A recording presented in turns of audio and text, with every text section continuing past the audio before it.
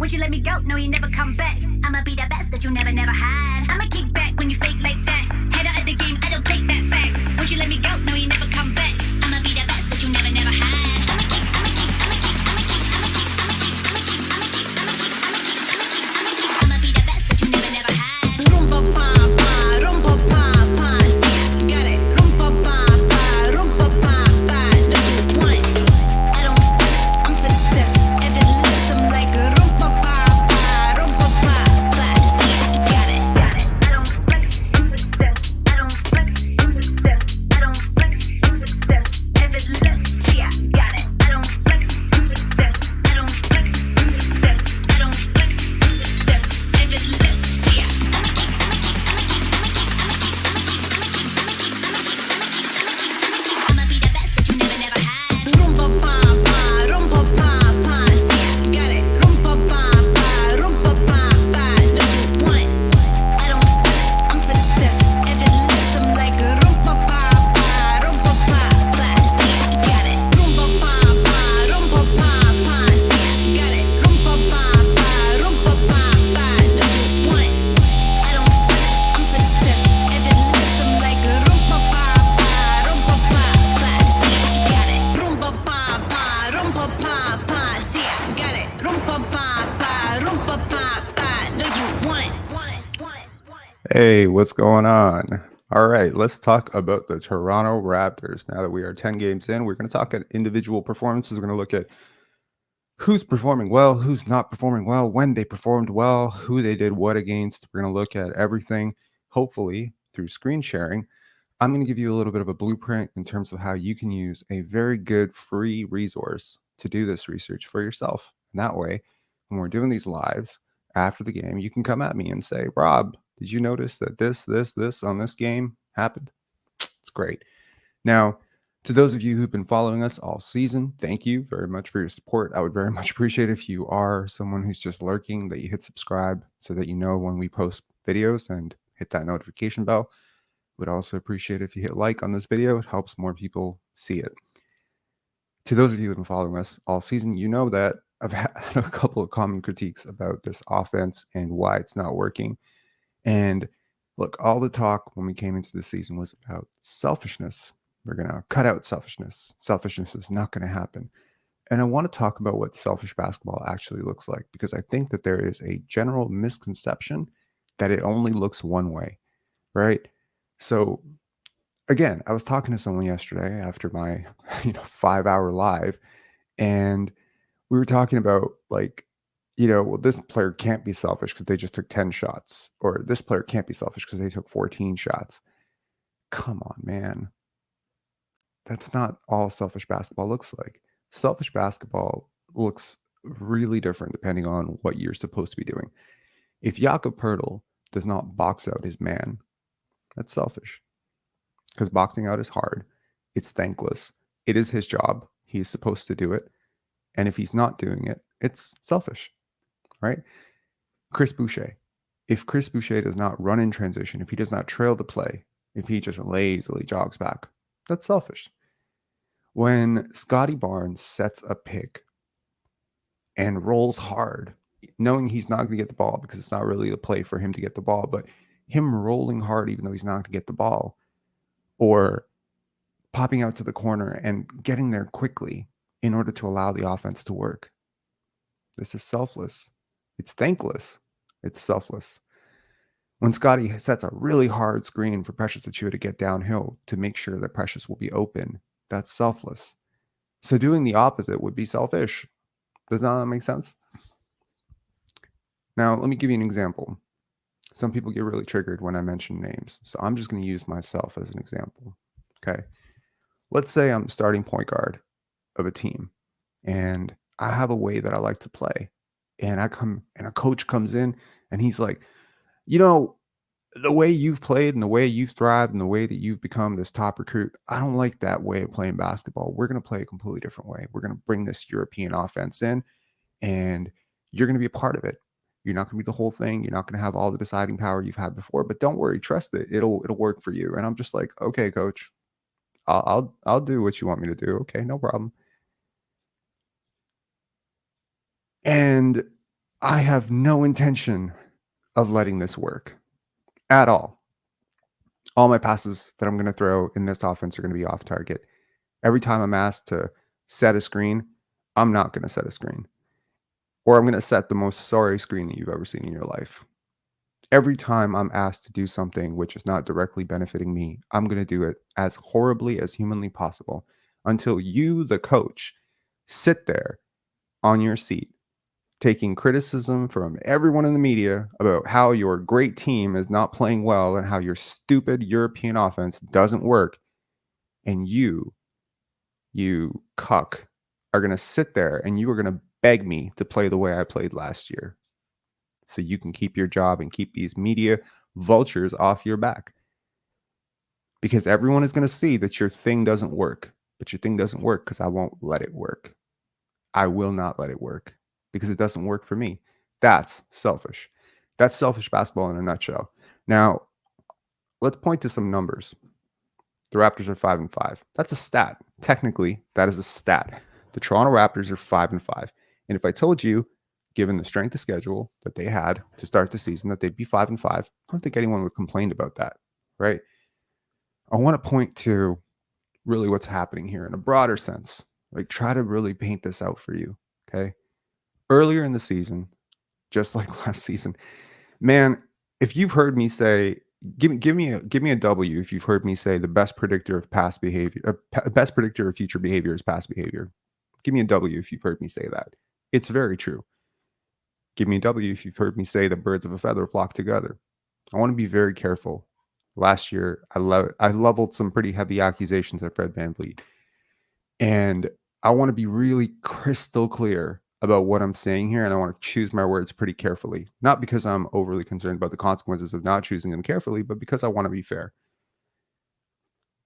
Last year, you had a max player who allowed a teammate to dominate possessions, hijack the offense, and go away from team concept.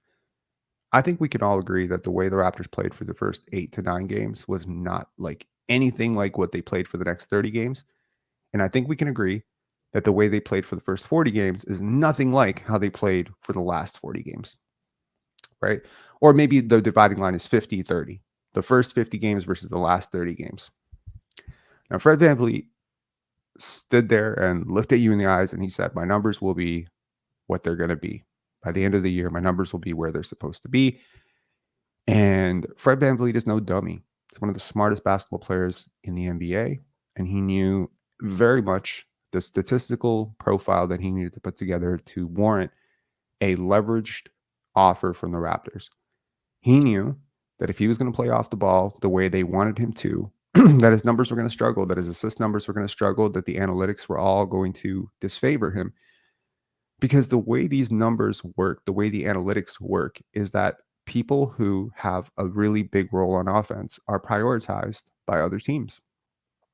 I mean, whether you're looking at LeBron, Darko, box plus minus, estimated plus minus, regardless of which model you want to look at, even if you want to look at something as primitive as points per game and assists per game, at the end of the day, if you have the basketball in your hands a lot, you are going to have control over your numbers way more, which means that if your role is like OG Anunoby's role, you don't choose when you score your 30 points.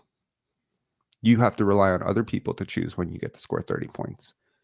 But if you're Fred VanVleet last year, you pick when you're going to go for 30. And no one can say anything because you touch the ball every time down. And every single time someone gets trapped in the corner, they throw it out to you. It's automatic. You have trained this person to pass you the ball every time. Which means that when you go up against a Charlotte, you can author a 2020 game and schedule an entire media press tour about how great you are in the midst of a terrible season, of which you are very, very much a part of. Players are not the only people who are selfish. Sometimes coaches are selfish. Sometimes general managers are selfish. I'll tell you one general manager who's not selfish, and that's Masai Ujiri.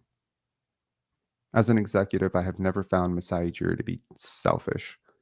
I've never felt that he managed the team for his job. I always felt like, to some extent, he always had this sort of forward vision that I want to make sure that what I'm building here is sustainable, and that I'm putting, if I do get fired for whatever reason because Ed Rogers loses his mind, that I want to make sure that the next person doesn't have to come in and clean my mess. You know what is selfish? Whatever the hell the Clippers are doing. Because whoever is managing that team right now, if they get fired next year, the next guy who comes in has the worst job ever for the next 7 years. Albatross contracts, no picks. There are a lot of general managers who would not have picked Scotty Barnes over Jalen Suggs. A lot of presidents who would have prioritized winning the day over winning the decade. I don't know if the people who asked for Masai Ujiri to be fired have ever really bothered to understand the process through which this man thinks about basketball, but it is actually quite humbling and something that I've learned a lot from, actually. It doesn't mean that they're perfect. It just means that their process is selfless. It also doesn't mean that selfless basketball players are perfect. It just means that I trust their process will inevitably produce better results. Fred VanVleet came into last season with an off-ball role. He told the media straight to their face that he didn't know how it was going to work, that he's willing to try it, and then he forgot how to shoot. He had an 0 for 11 game against Philadelphia, and if you don't think that him shooting 0 for 11 is a part of why they lost that game, you're crazy. And if you don't think that players who play worse when they come off the bench because they don't want to come off the bench, they haven't embraced the role. There's nothing actually, it's psychological if you think about it. Coming off the bench should benefit everybody. Manu Ginobili could have sulked when the Spurs put him on the bench. He was the second best player on his team, and it wasn't even close. And he was asked to come off the bench for the betterment of the team. Now, you can agree or disagree whether that was correct, but Dell, who came on our show yesterday, shout outs to Dell, one of my favorite callers, and shout outs to, Jonathan Convoy, another one of our favorite callers. I love some of the people in this community, really, because sometimes y'all blow me away with how much, how well you think about basketball. But something that Dell said yesterday was that the San Antonio Spurs 2014 were one of his favorite teams. Mine too. Because there was a lot of sacrifice on that team, man. You had Tim Duncan sacrificing minutes on a nightly basis. You don't think if Tim Duncan had some ulterior motive or some goal of like chasing, Hakeem Olajuwon for blocks, or chasing, Michael Jordan for points or some crazy thing like that. I mean, you're talking top 5 player of all time in Tim Duncan, best power forward of all time, even though he played a lot of time at center, one of the greatest players of all time. And he was egoless about moving aside for Kawhi Leonard, moving aside for Tony Parker, graciously allowing Tony to win finals MVP. This is how championships are won, through selflessness. There's a lot of players that get credit. There's not a lot of players who don't get proper credit for the Lakers championships, or the Warriors championships, or the Bulls championships, or even the Raptors championship. A lot of players that had to sacrifice. Players like Marc Gasol, players like Danny Green, players like Kawhi Leonard, players like Fred VanVleet to some extent, players like Kyle Lowry. A lot of players had to sacrifice in order for that to work. Championships are built on sacrifices. Championship programs are built on players who buy into the overall team concept over the self. Has that happened for the Raptors in the last 4 years? Not on a grand scale, and certainly not from your leaders. Fred VanVleet came into last season with an off-ball role that did not suit him, did not set him up for the type of contract he wanted, and so he basically mailed it in. You want my honest opinion? Mailed it in. There's no reason to believe that he didn't know how to play that way. He would later reiterate on JJ Redick's podcast that he simply struggled with his off-ball role, expecting me and any rational person to believe that we would just simply forget that that's pretty much his role in the NBA, other than 1 month, 2 months, where he had superstar usage. No, that's who you've been. You could have easily bought in. You could have allowed Scotty and Pascal to initiate the offense. It could have been fantastic. But here's what happens when you allow a team to be successful while you take a back seat. People expect you to keep doing it. You know who's selfless beyond belief? OG Anunoby. This is a player who guards ones, twos, threes, fours, fives. Last year, per the analytics, he had the hardest defensive matchup on a nightly basis, not on the Raptors, in the entire league. He drew the hardest matchup. He was Nick Nurse's whipping boy. Oh, stand in the corner and wait for Fred and Pascal and Scotty to create your offense, OG. Take 7 shots tonight, OG, as you bust your ass. If I ever want to know where you stand on basketball and whether or not you and I can have a rational discussion about basketball and whether I want to even be your friend, it's basically the first question is, what do you think about OG Anunoby? That's sacrifice. He sets screens, he puts his body on the line, he works harder than anybody, and he gets what? He gets what for it? Life is not fair sometimes, because sometimes, as with corporate America, as with politics, as with basketball, someone is just smarter than you, more selfish than you, and just able to manipulate better than you. They have the media in their pocket. Players are not the only people who are selfish. Media can be selfish too. Content creators can be selfish too. What is the greater good, and what are you trying to do? Now, here's a equation for you. I know that my greatest month in terms of monetary success with this channel came during the play-in. The lead up to the play-in, the lead up to the playoffs, any hopes of the playoffs, and the play-in game itself. If I look at my pockets, if I look at sponsorship dollars, if I look at myself, if I look at the growth of this channel, which is irrelevant to me, by the way, in the grander scheme of things, then the most crucial thing for me would be that the Raptors trade every future asset. Like, I would want them to trade Grady. I'd want them to pull the ball away from so-and-so and so-and-so. I'd be pushing for them to play Thaddeus Young, because I know that the casual fan that pays just the same as you, the diehard fan, is going to flood my pockets with views and super chats. And if the Raptors are a 50-win team, these videos are going to have twice as many views than if they are a 27-win team. So why then would I say I don't care if they're a 27-win team or a 50-win team? Because just like with everything else in my life, I have a bigger, longer-term vision for what I want this to be. And who the hell am I? I'm not the coach. I'm not the general manager. I'm just a fan. So what does it matter what I think? I don't know. Maybe it doesn't matter what I think. But someone seems to care what I think, so I'm just going to say what I think. I think the Raptors had a chance, and still maybe do have a chance, to be a better team than what we have seen. 5-5 is irrelevant. I'm talking about the way that they've played. I'm talking about who's played what when. Okay? It's important. And I think that in the spirit of selflessness, we must be honest about what is happening for this team, who is doing what.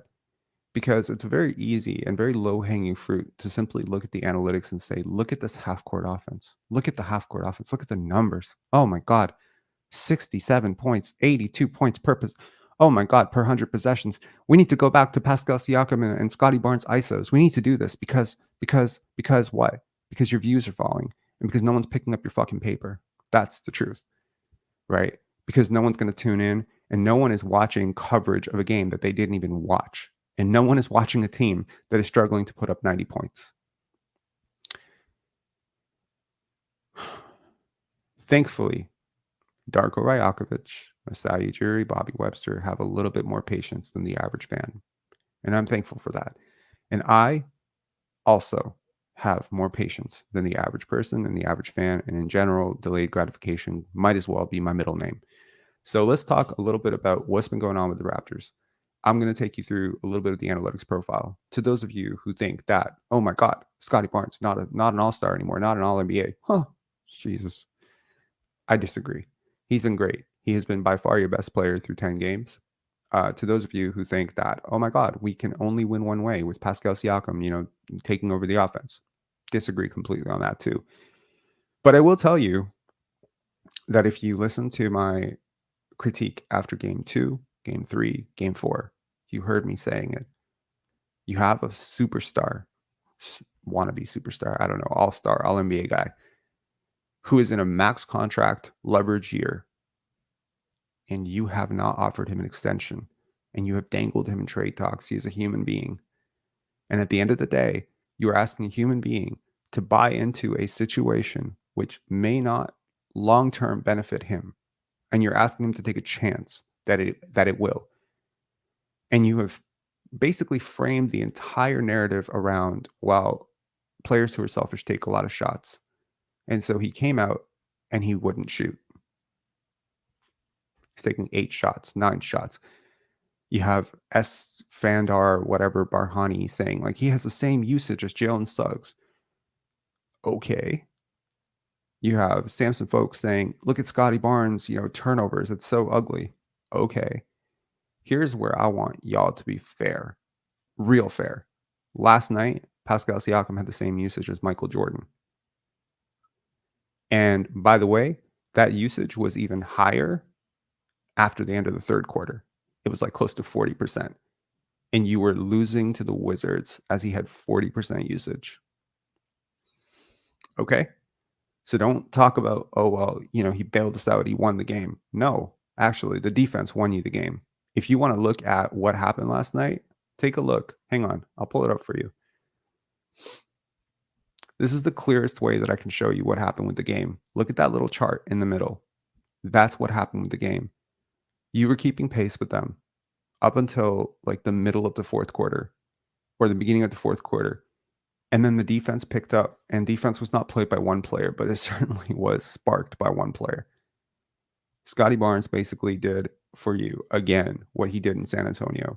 A lot of people talk about Scotty's scoring in San Antonio. What people don't talk about is how he basically shut down the court for the Spurs defensively in San Antonio. He, OG, Malachi, there are a lot of players who participated in that win and that comeback. But man, he was instrumental defensively in both comebacks.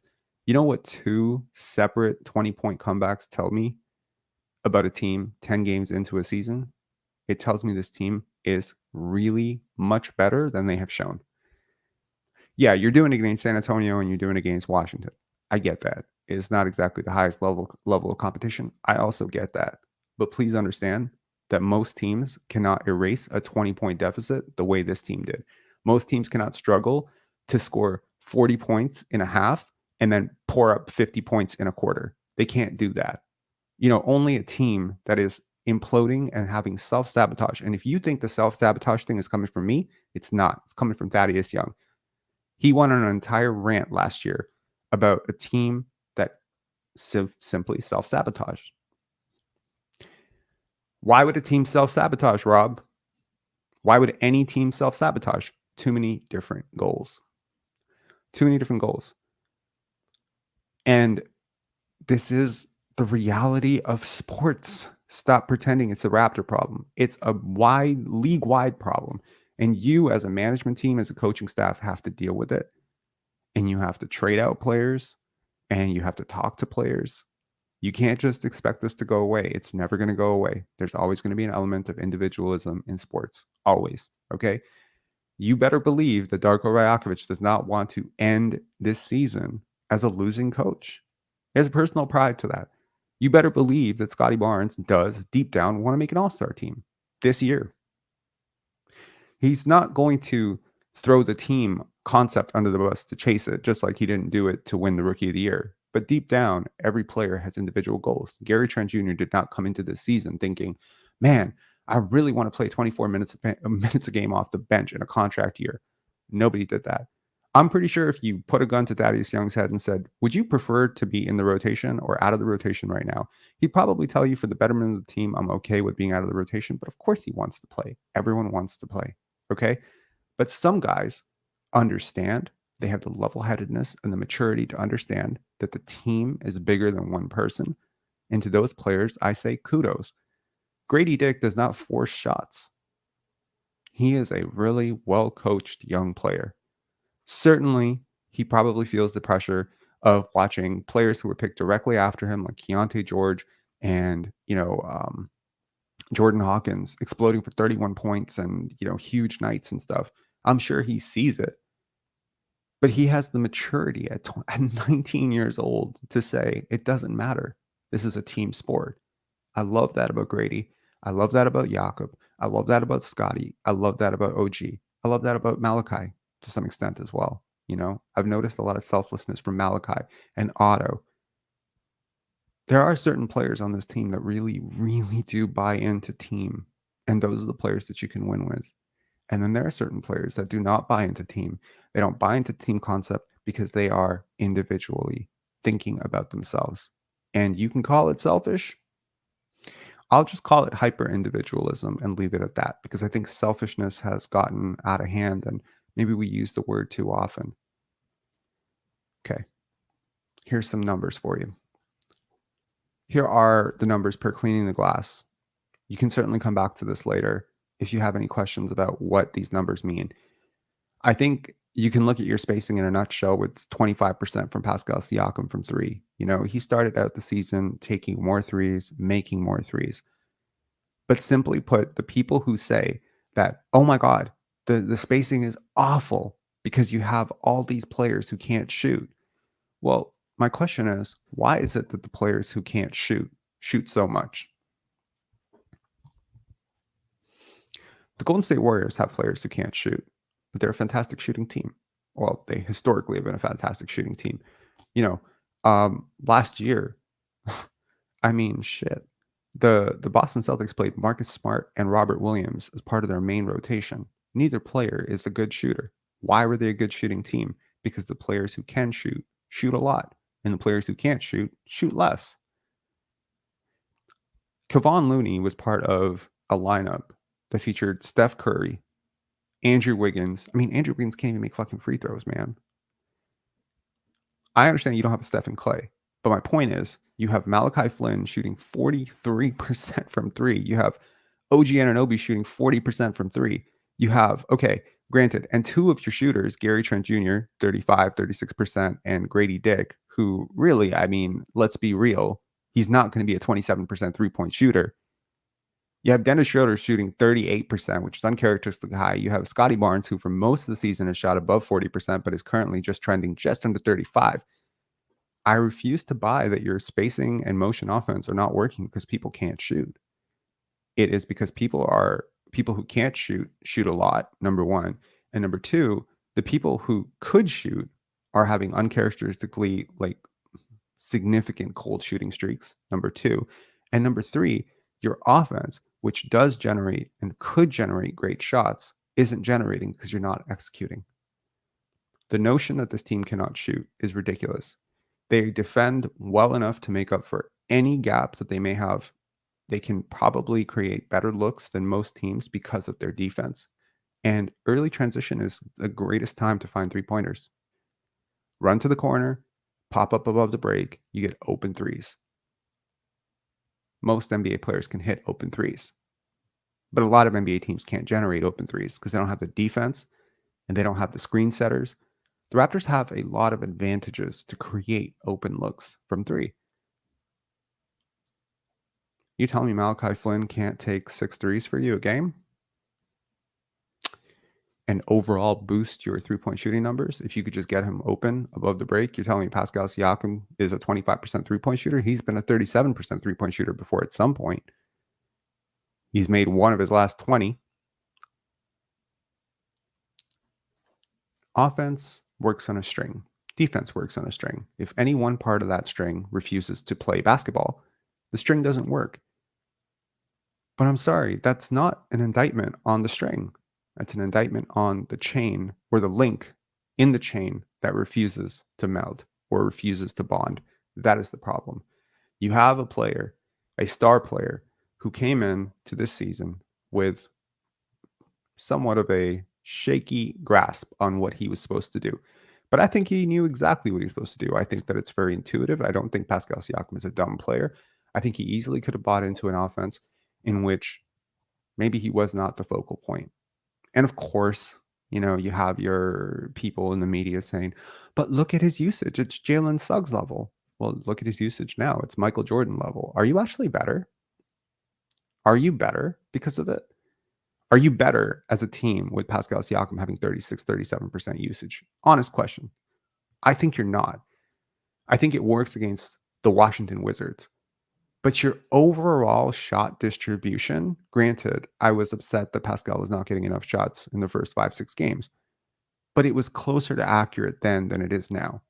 And it's funny how history is repeating itself, because when Fred started out off the ball and he struggled and the offense struggled and everything struggled, well, when you gave him the ball, it got better all of a sudden. I wonder why that happened. It's a far cry for me to say that someone is deliberately going out there and missing shots. That would be very, very, very big charge and probably impossible to prove. How do you prove someone's intentionally missing shots? But I can certainly tell you that there are hallmarks of what players look like when they're trying to win basketball games. I've never seen a player who didn't box out when they were committed to winning a basketball game.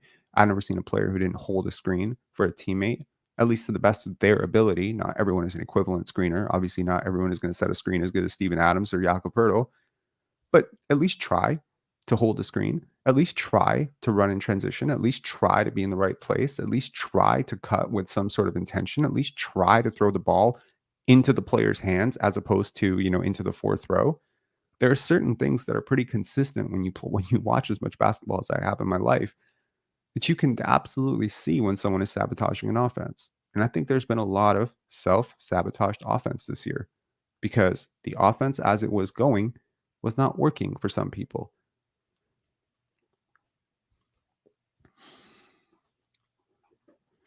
Here are Pascal Siakam's numbers for every single game. I'm not going to break this down too much because I'm going to go into this more with the basketball reference version of this. But you can screenshot this. This is also from Cleaning the Glass.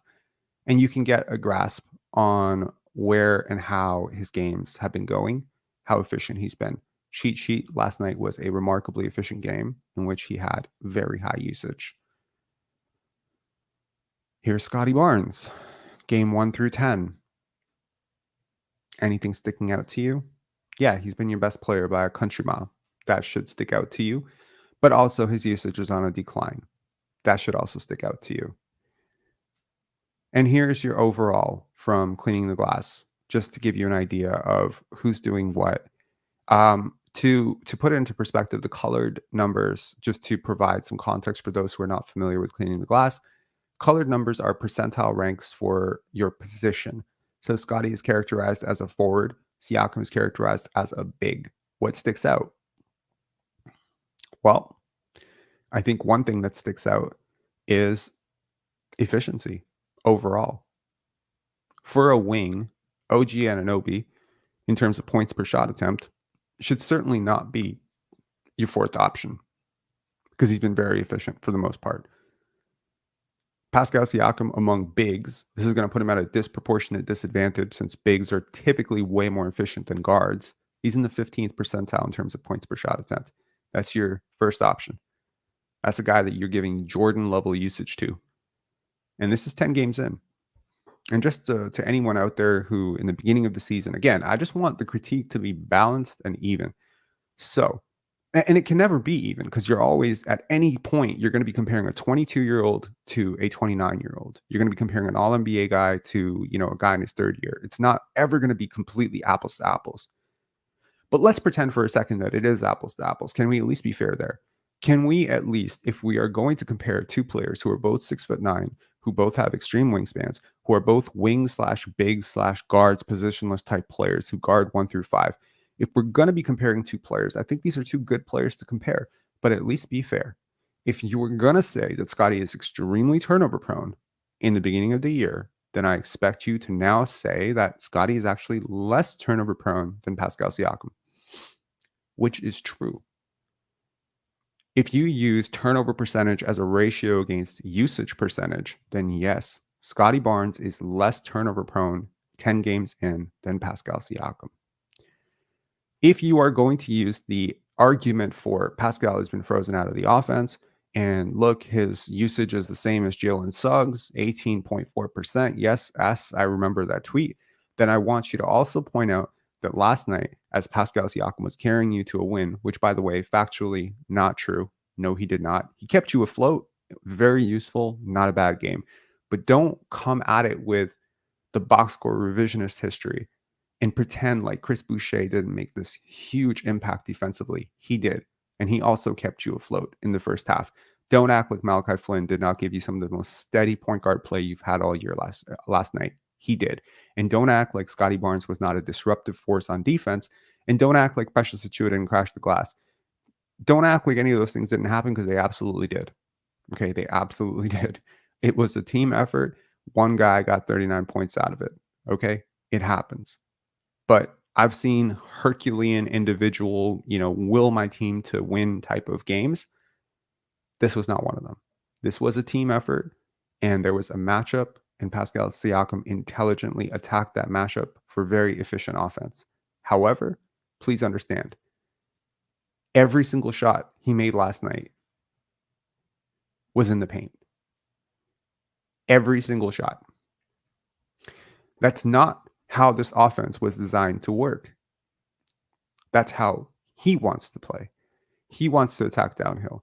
But please understand that the way the 5-on-5 works is that if he's doing that, if he's going to take mid-range, if he's going to start attacking from 18 feet, top corner, then everyone else has to adjust to that. Now, my question is he your best player right now? Are you allowing your best player to hijack your offense? I don't think he's your best player. I really don't think he's your best player. And I think the numbers would show you that. Which numbers? These numbers. These numbers would definitively prove that he's not your best player. He's not your best player. Through 10 games, 3 of which, and his usage is on par with the guy that I'm saying is your best player. Scotty Barnes is your best player right now. He's proven it. You know why he's proven it? Because he's proven it in 3 different iterations. That's what great players do. LeBron James is a great player. He was a great player when he was the first option. He was the great player when he was the second option in Miami for that one season where he kind of took a bit of a backseat to Dwayne Wade. He's also he's still great when he's playing next to AD. Great players find a way to be great. If Pascal Siakam was really a great player, he would have found a way to be really effective without the basketball. He would have found a way to help his team win, but he didn't. He was a guy walking around as the worst player on the court for most possessions through the first 6 games, and you were treading water. You were a 500 team with a guy who was sorry on defense and sorry on offense. He was not hitting shots. He was not taking shots that he should be making. He was not cutting. He was not boxing out, and I was very openly critical of it. So now he's turning his season around 3 games in, including a stinker against Boston, which he struggled massively, but his usage did not. Dallas and Washington, 2 teams that were helpless inside, that played him one-on-one for the most part. You do not see. So I want to clarify this whole he's always doing this against double teams, and that's why it's so effective to run the offense through him. No, actually, I don't remember Drew Holiday guarding Pascal Siakam. I remember Drew Holiday guarding Scotty Barnes. Do you remember that? If you're going to use the argument for Pascal Siakam's the best player because Alex Caruso guarded him, then I need you to use the same argument that Scotty Barnes is the best player because Drew Holiday guarded him, right? Makes sense. Scotty has learned to adjust. He's been a second option, a fourth option, a fifth option, a third option. He's come off the bench for a game. He's done everything that you've asked for him. He's been more of a defensive guy. He's been an offensive playmaker, efficient guy. He's been, pop up of the break guy. He's been a mid-range type of assassin, although not the greatest one, but at times a really good one. He's been a guy who spaces the corner for you. He's been a post hub. He's been a post hustle big. He's played center, point guard, shooting guard, small forward, power forward. He started at every single position through his first 3 years. Sorry. He's done everything to win. OG has done everything to win. And how are you rewarding these guys?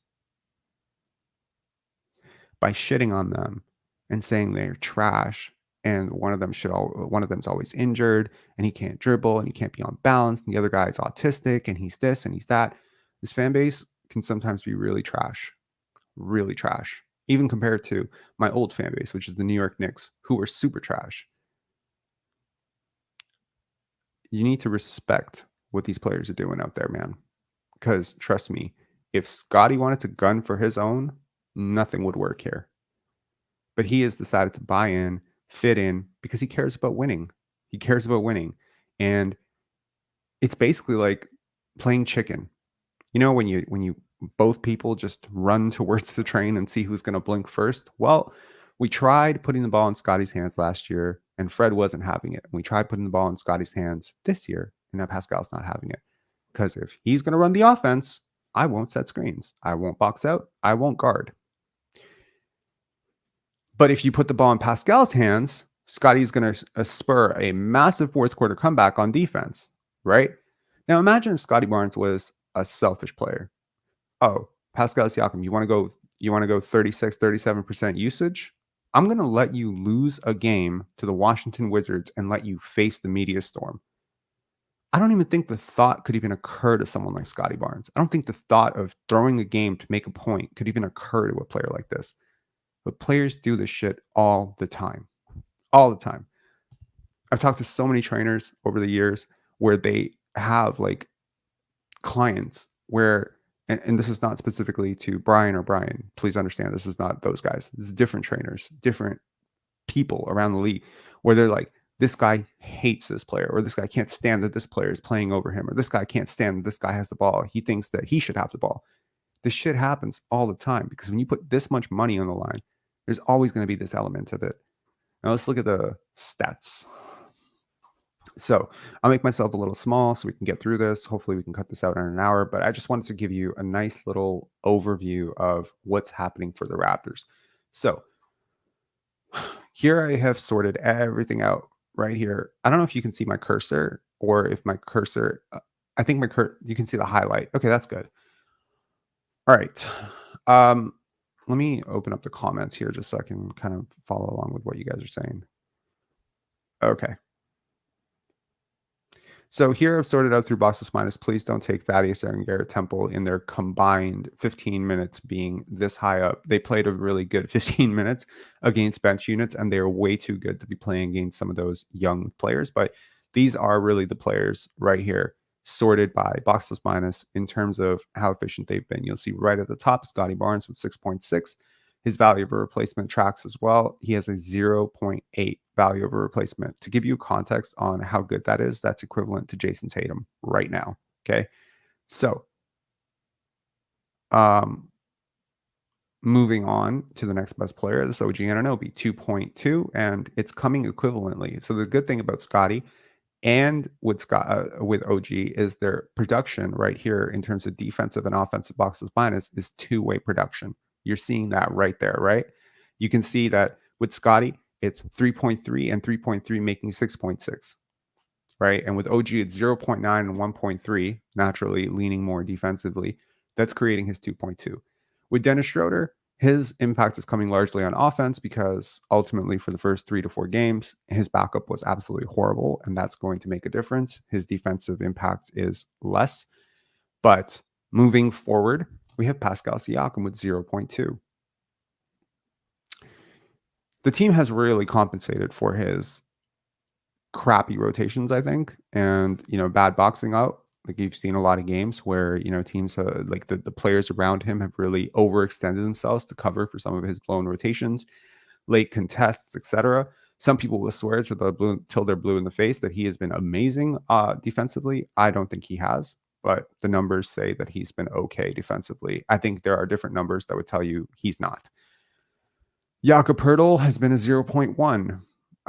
Malachi Flynn has been a negative 0.7. I just want to, I'll show you the advanced box score for game by game, which will give you a clearer perspective on how good Malachi has been the last 5 games versus how terrible he was the first 4 or 5 games. But right now, he's outperforming a lot of guys that he probably shouldn't be. In terms of your worst player, no surprise, Jalen McDaniels, somehow has a negative 1.9 PER. He is a 14.7% true shooting. Unimaginable levels of bad. He is not this bad. If you look at his career averages, this is certainly the worst stretch of basketball I think he's ever played in his life. And then you have Grady Dick, who has really, really struggled a lot.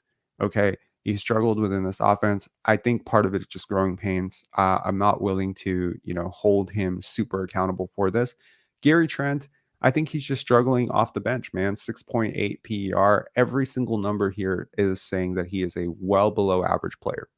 And I think that The years of watching Gary have told me that he is a, at worst, average player in the NBA.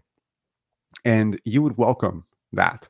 Now, to those saying, this offense doesn't work, the motion doesn't work, blah, blah, blah, blah, blah. Okay, bro, I don't think anyone in the world saw Grady Dick and like, I mean, here, take a look at the shooting.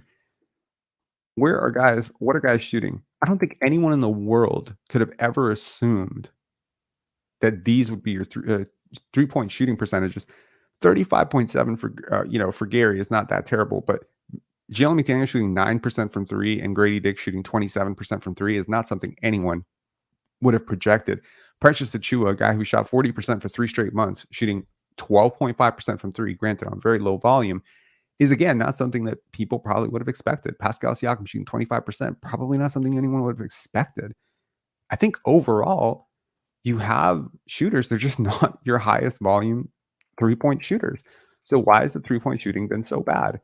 I mean, we could probably look at who has attempted the most threes as a really, really nice indication of that. Your 3-point attempt leader is a good 3-point shooter, but your third 3-point attempt leader is shooting 25%. That's Pascal Siakam. Your fourth is fine. Your fifth is fine. But your sixth 3-point attempt shooter is 27.9%, right? I mean, so if nothing else, what this is telling me is you probably need to get a few more shots for these two guys. Malachi and Otto need to be more featured in your offense. You know who else needs to be more featured in your offense and take a lot more threes than he's currently taking right now? This guy. You know who else probably needs to be taking more shots? This guy, even though the bad percentages. This guy. And I think this guy can do it too.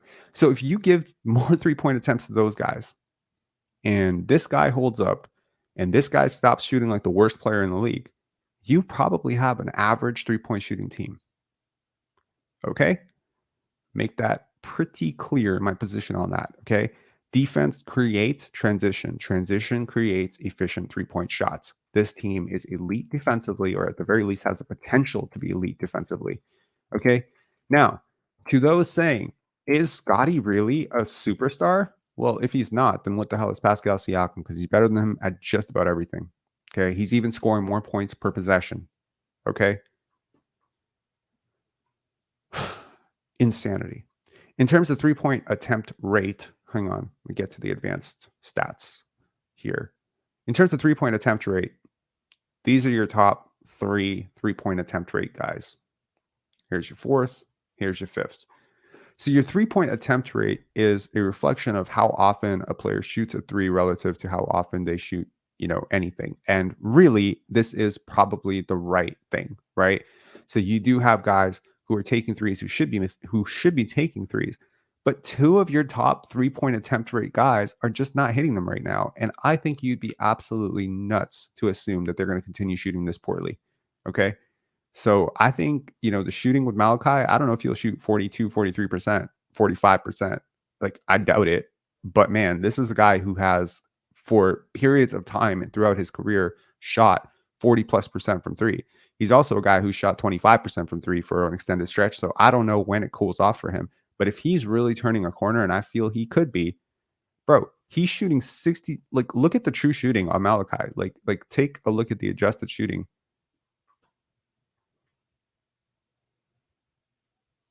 Like, this is good shit. Malachi Flynn has been really efficient. And so is OG Anunoby. And so has Chris Boucher. And so has Jakob Poeltl. You know what those 4 guys have in common?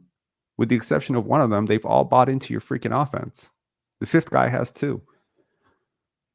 Okay, now let's take a look at something else, which I think is really interesting and super telling, which is Scotty Barnes' game log. And I think this is super interesting because it'll give you an idea of just his season in 2 halves. Okay. So, I think watershed moments are important in sports, and I'm going to create this as the watershed moment. That game against San Antonio was a game of 2 halves. Half number 1. So for the last 4 games, 4 games constitute 8 halves. Scotty Barnes has been less involved in the offense than he has been at any other point in the season, except for 1 half, which was the second half against San Antonio. Every other half, He has brought the ball up less. His usage has been lower. Okay. And his impact has been lower too. But I want you to see what Scotty does in games where he's not the featured guy. That's what he's doing in games where he's not the featured guy. Not bad. But he's been very ineffective from the field. He's not shooting as well. Boston and Dallas were really poor shooting games. So naturally, you can make an argument that a player who is not touching the ball as much, like, I'm not saying he's blameless here. He's certainly not blameless. I think he could play a lot better. But man, like, this is who he is as a second option. Like, look at these two games right here. Look at these three games. This is him playing second, third option on offense and just trying to ramp up the defense. You have an 20% is average usage in the NBA. He's been below average, just above average. 18.6 against Dallas was exactly what people were complaining about with Pascal earlier in the season. They're like, oh my God, how can your best player have 18.6% usage? Well, how can a guy who just did what he did against San Antonio have 18.6% usage the very next game? Answer me that, right? But he had a great game because he found a way to help his team. 6.4 box plus minus was a good game. Dallas was a decent game for him. Okay. If you sort out his box plus minus, you will see that whether he has super high usage or really low usage, like let me frame out the low usage games. Let me what do I want to use as the mark for low usage? Let's use anything below 24% as low usage. Oh my gosh, stop this. Sorry, guys. Hang on. So let's use sort by usage. And so anything 24 and lower. So this is 1, 2. Technical difficulties. I don't know why I'm having so much trouble with this. I think you can see it. It's the bottom 4 games. So he has had 2 of his best games with low usage, right? If you want to look at, forget about the highlighted things. If you want to look at his usage rate relative to his box plus minus being a measure of impact. If you want to use game score as impact, you can also use game score as impact. I think it's a little less accurate. But if you want to look at usage, you'll notice that his performance is not based on whether or not he has the basketball. He can actually be very effective whether he has the basketball or not. This is going to be a very important thing to realize. Now look at his assist percentage in every single game, right? If you look at his turnover percentage, look at how great he's been lately. Like if you want to rank it out by date. Look at his turnover percentage as we've gone over the last 3 games, 4 games, 5 games. So he had a really high turnover game against Chicago, after which Sampson tweeted, hey, this is part of the superstar process, lots of turnovers, et cetera, et cetera. Look at the turnovers since that game. Man, if you exclude the game against Chicago, he is probably like the least turnover prone initiator in the NBA. So to anyone saying out there, oh my God, like higher usage, higher turnovers, take a look at this from Scotty Barnes in terms of an overview. Just take a look at the career. Okay, now typically if you increase your usage, if you increase your on-ball reps, if you increase all of that stuff, you're going to have a higher turnover percentage. Take a look at the turnover percentage right here, right? He's gone from 11.7 to 12 to 12.1. His usage has gone from 19 to 20 to 24.5, which means that this is a player who is tracking well in terms of more reps. You want more reps. Also, typically, higher usage means you're going to have lower efficiency. Well, Scotty's having higher efficiency for the most part. If you look at his effective field goal percentage, it would tell you that because it's gonna rate 3s a little bit different than it's going to rate 2s. Okay, now let's look at the other end of this spectrum, which is the Pascal Siakam portion of this spectrum. Hang on. So this is Pascal Siakam last game. This is the entire, look at the entire, oh gosh, where are we here? Here we go. So here's the advanced box score for yesterday's game. And again, if you want to go to Basketball Reference, you can definitely use it. Basketball Reference is a really good tool for this stuff. So in terms of box plus minus, Dennis Schroeder, negative 19.2. Just context, negative 19.2 is worse than Fred's negative 17 against Philly last year when he had an 0 for 11 game. So me railing on Dennis Schroeder last night is not a joke. Like, I mean, he played honestly one of the worst games I've seen a starter play in 2 years. Okay. Pascal Siakam, 11.3 box plus minus. Huge game for him on 38.4% usage. Also huge. Okay. Worth noting, Scotty with, again, like 21.3% usage, still managed to put up a 3.6 box plus minus game. Still solid. Okay. Now let's take a look at what has happened to Pascal Siakam's usage rate since that San Antonio game, because I think it is extremely telling. And hold on, maybe because we haven't really posted what Siakam's season looks like relative to his last season, take a look at these numbers. A 5-point drop in PER, a 3% drop in true shooting percentage, an 8% rise in three-point attempt rate, a 10% drop in free throw rate, a almost 1% drop, or let's say a 0.7% drop in rebounding percentage, a 3% drop in assist percentage, dead even on steals. He's got a 0.3 block percentage. It is I think he's in the 0 percentile among bigs in the NBA for that number. His turnover percentage has gone up. So he is now 13% turnover percentage relative to his usage last year. And his usage has gone down by 2%. 2% downtrodden usage. In terms of box plus minus, he has dipped by almost 3. So how bad has he been? Some people would say he has been historic levels of awful. I think there have been certain players in the NBA like Karl-Anthony Towns and Julius Randle who actually have him beat in terms of how awful they've been. But one could argue that Pascal Siakam looks better the more he touches the basketball. Sure. Let's assume that that's true, because it certainly is.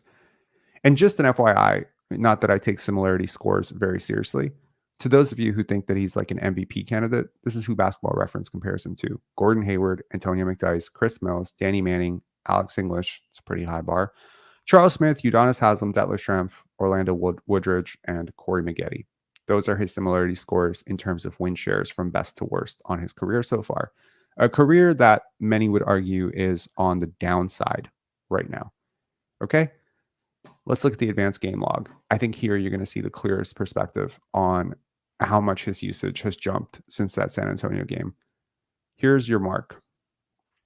Take a look at those 3 games. Over those 3 games, his usage has been on average 35%. This is Giannis last year type numbers. This is Jokic numbers.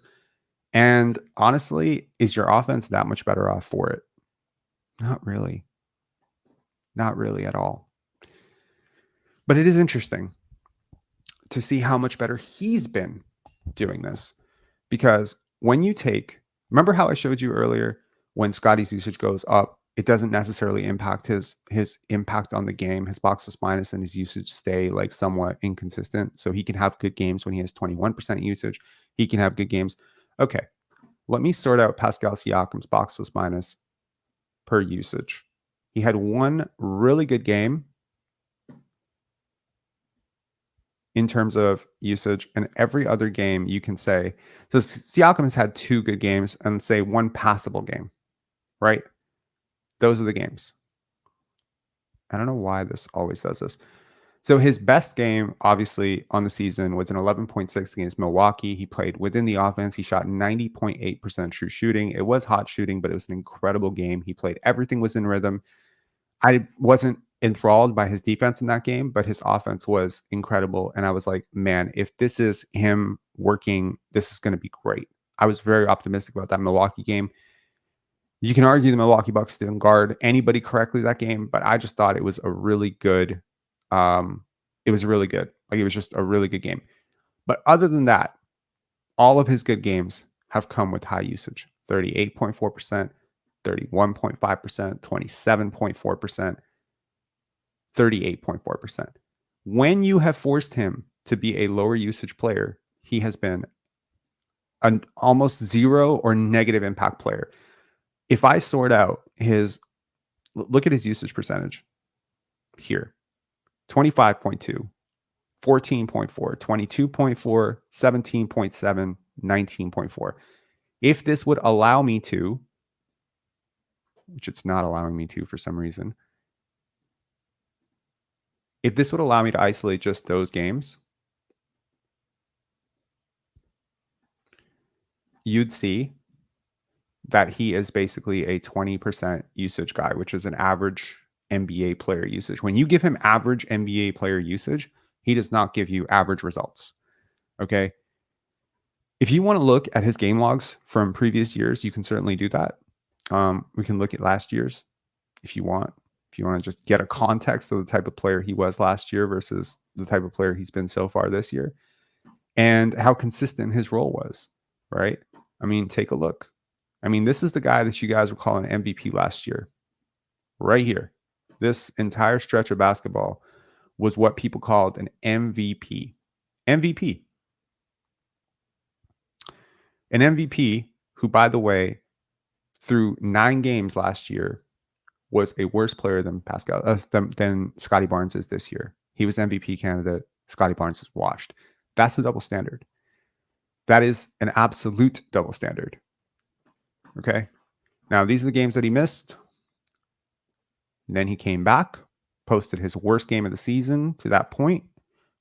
The first game back was decent. Second game back against New Orleans was terrible. But you notice, look at the usage. The consistency of usage remained high. You will not see a lot of 14, 15% usage games for Siakam. His usage was consistently like high end. Lowest usage game that I can see here is Lakers, a loss against the Lakers right here. 16.4. Here's another one, 17.8. So he did take a backseat eventually, but he took it for Fred. All right, take a look at Scotty's last year, which I think requires a bit of reflection, right? Because people are very quick to say, look how bad Scotty Barnes was last year. And I'm not doing this because I have like some desire to change the record per se, but I have a desire to change the record. Hang on one sec. Where the hell is it? Where is it? Games.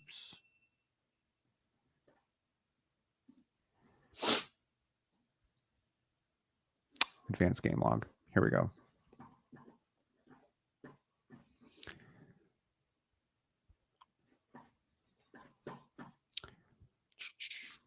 So here is Scotty's. Now you saw all of Pascal's. You saw like there was a consistency in usage apart from 2 games, which are an aberration throughout the entire season. It was constantly 23, 24, 28, 32, 33, whatever, right? There wasn't a lot of 36, ironically. Wasn't a lot of 37s and 38s. A lot of that for Giannis and Jokic last year, but that's some superstar level usage that usually players like this don't command. But of course, the average fan is going to be like, but Rob, he had to do it. He had to play that way. No, he didn't. No, he didn't, actually. And that's not what won you the game. But take a look in terms of advanced game log, what Scotty's season was like actually last year. And look at his usage rates. So here's the start of the season. Okay. I want to preface the 39% usage against Miami is a little misleading. He went out with an ankle injury 13 minutes into the game. But yes, he started out that game on fire, going absolutely insane. Okay.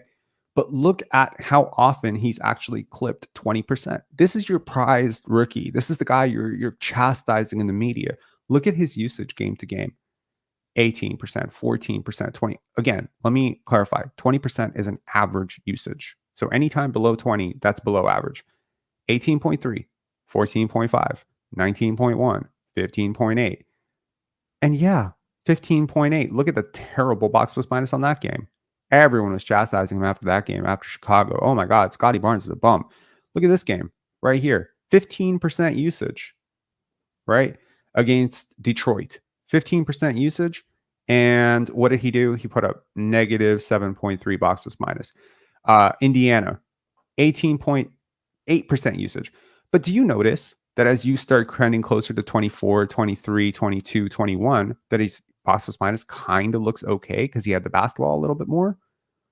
So if you're gonna chastise one player for taking this slump of epic proportions, maybe take a look at how much usage and control and load and creation are correlated to overall impact within an offense, because I think it's worth noting. Okay, let's close this off. What am I trying to say here? I'm trying to say that this offense will not work long term if one player is dominant. There's no player in this team that is talented enough, good enough to warrant 32% usage on a consistent basis. If we had a Shai Gilgeous-Alexander, if we had a Luka Doncic, if we had a legit top 5, top 6 type of player in the NBA, offensive engine type player, I could see it. I can also see the case for occasionally giving Scotty that type of rep and run just to see, what he can do with it, because it would be an interesting exercise in growth. I can understand, getting OG closer to 27, 25 sometimes, even though his current skill set warrants 22. I get that. What I cannot stomach and stand is putting Pascal Siakam on some sort of pedestal when he is not having a great year and saying that he carried a team back from, down this, because that's not what happened. And if you want to go down and break the tape from last night, that's not what happened. You're going to say this is hating. You're going to say this is Siakam hating. It's not Siakam hating. I never said he had a bad game yesterday. He had a good game.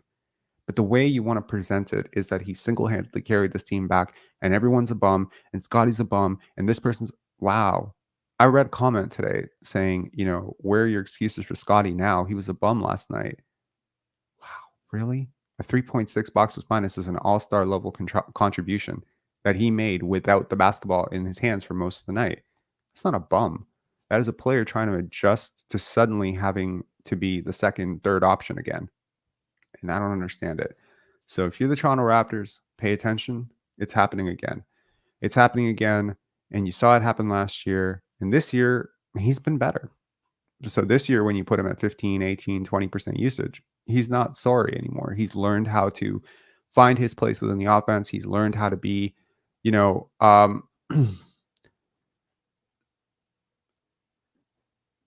did not carry himself, but he did backpack a lot.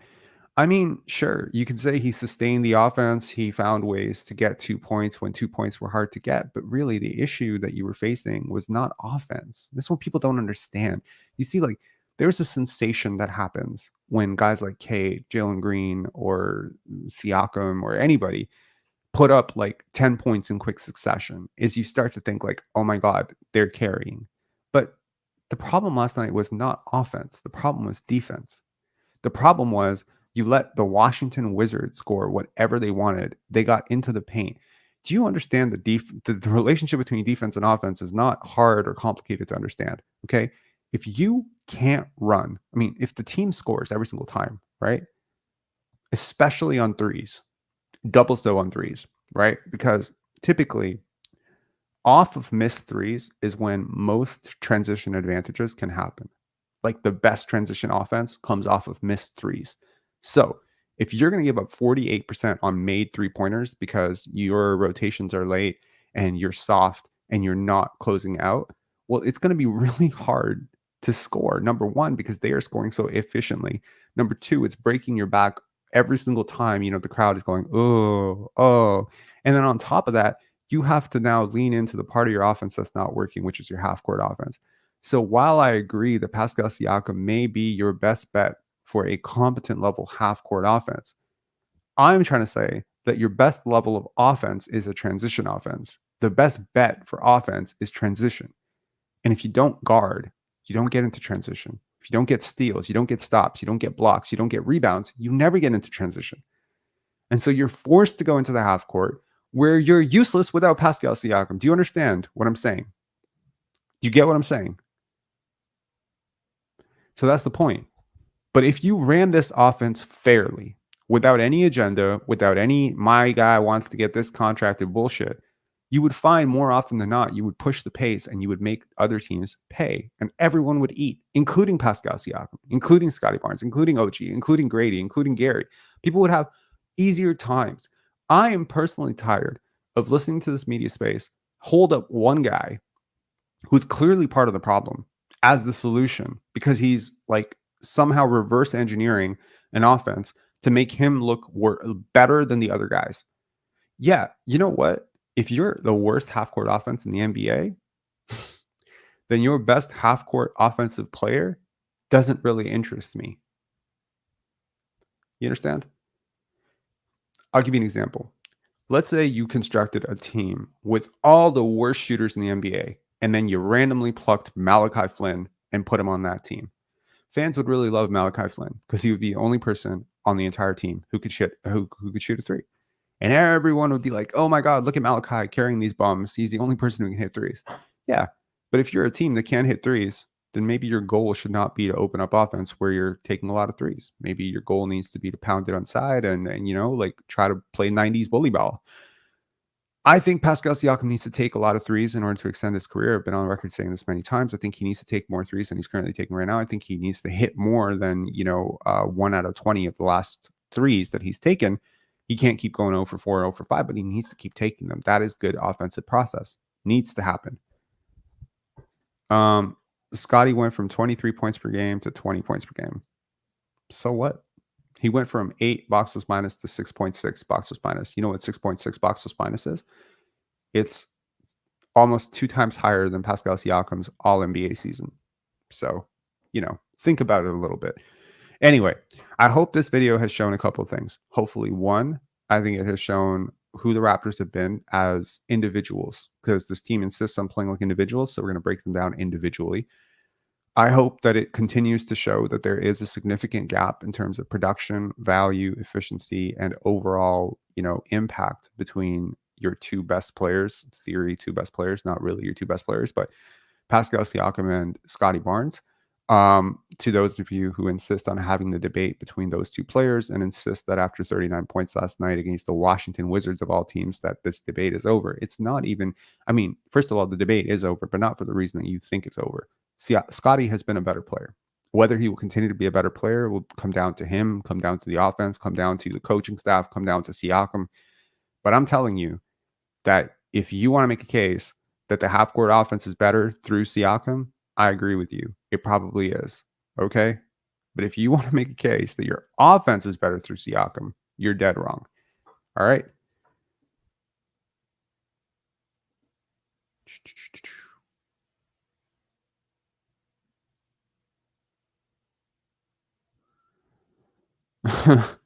I don't want to go into this whole first of all, thank you. Started the stream a bit late, but I'm catching up. People who want Masai Jirgan, or to put it mildly, as one reasonably can, short-sighted. Absolutely agree, homie Nick. I appreciate that.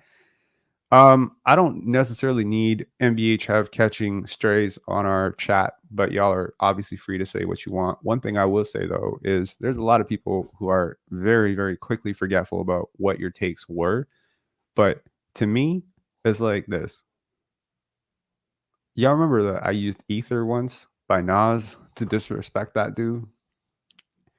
And there's this one part, it's first this guy's your man, then you how many, I don't want to say the lyrics because I want to get demonetized, but it's yo, man, you went from a Fred apologist, Stan, he's a point guard, Scotty's a hustle big.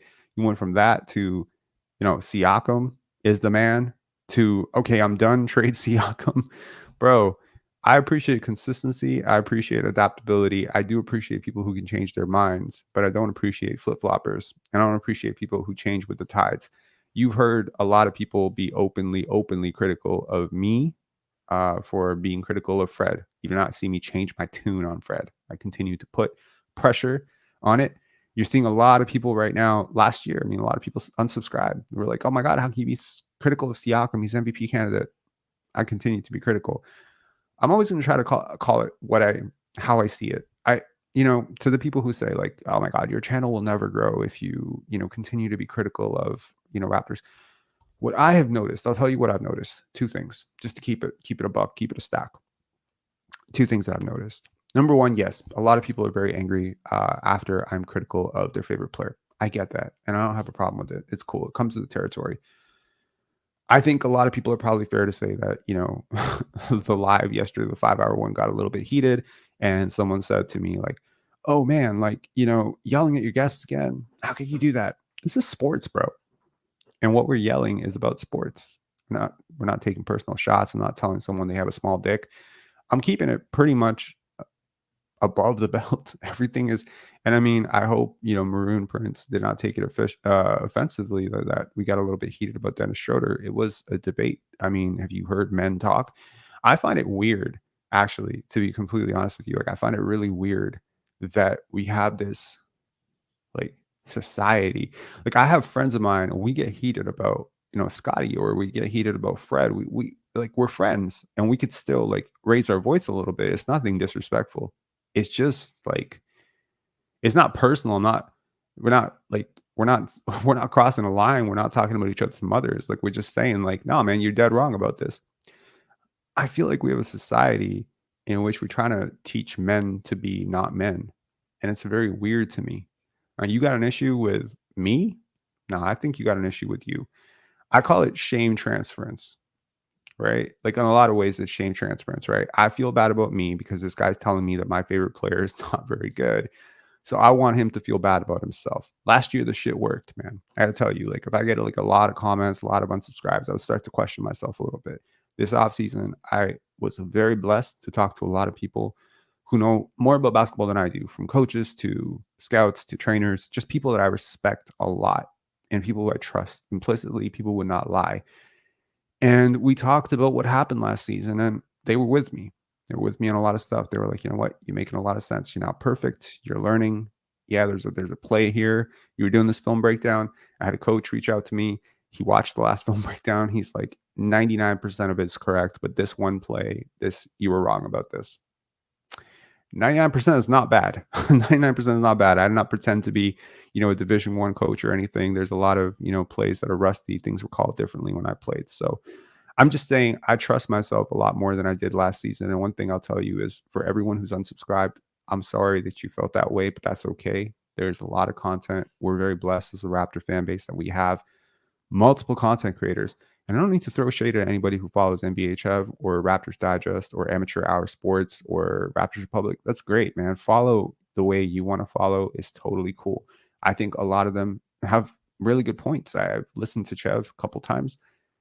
He's made some good points. He's also made some bad points. I think I've done the same. I think the same thing with Raptors Republic. It's different strokes for different folks. But one thing I'll say, to keep it, like, once again, keep it a stack about our followers. One thing I've noticed is, no matter how many people unsubscribe, no matter how many people, leave, and no matter how many people are, like, fuck this channel, never come back to it. When I talk to the people who actually listen to this channel, I've never met anybody who's more dedicated to a channel than them. Like, I don't know if that makes sense, but the way that the people who support this channel is insane to me. It's like awesome, and I'm so humbled by it, to the point where the people who support this channel will go and support films that I'm making, and go and support.